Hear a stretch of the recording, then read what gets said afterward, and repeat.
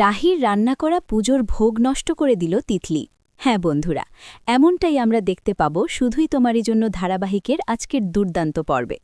আজকের পর্বের শুরুতেই দেখা যাবে পিসি ঠাম্মি রাহুল আর রাহির ওপর পুজোর সকল দায়িত্ব দেয়।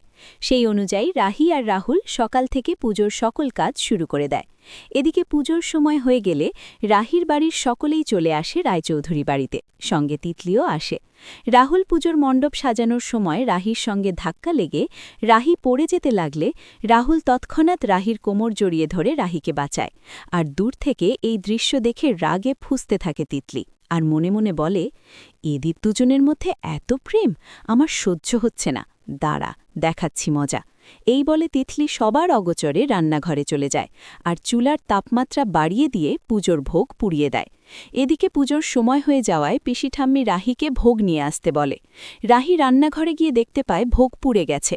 তা দেখে রাহি চিন্তায় করে যায় আর মনে মনে বলে, আমি তো চুলোটা বন্ধ করেছিলাম, তাহলে ভোগটা পুড়ল কিভাবে? আর আমি এখন কি করব? পুজোর সময়ও হয়ে এসেছে।